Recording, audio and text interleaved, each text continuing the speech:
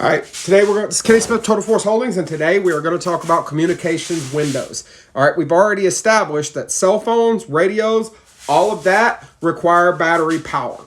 All right, and there are other reasons for this as well, but battery power, conserving your battery power is the biggest one. We're going to talk about the communications window, and this can apply to further things as well. What the communications window is this is the time when your communication facilities are up.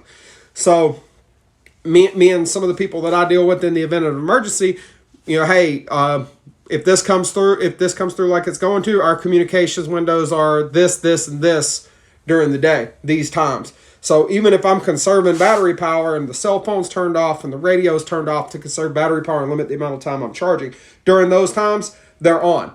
Now, for us, our emergency communication plan is we're just going to show up.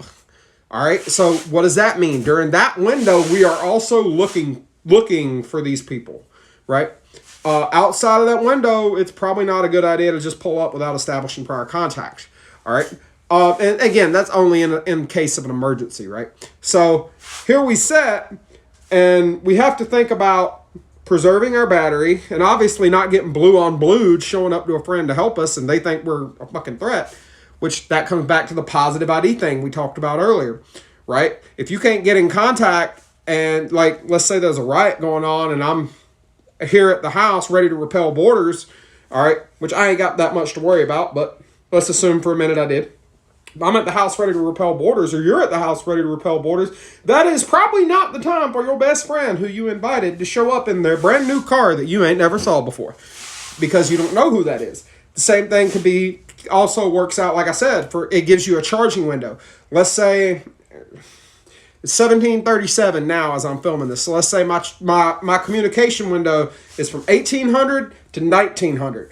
So at 1800, I go on ahead and cut the radio on, and there we go. I'll leave it on for an hour. Now I've got time afterwards to charge that, do whatever I need to do. All right. Same could be said for my phone. All right.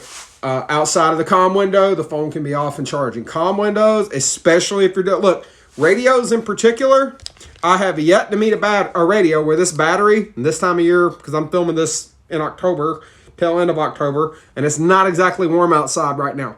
All right, well, it is right now, but it won't be tonight. These batteries do not like cold weather. The battery in your phone does not like cold weather. Batteries in cold, they do not like each other.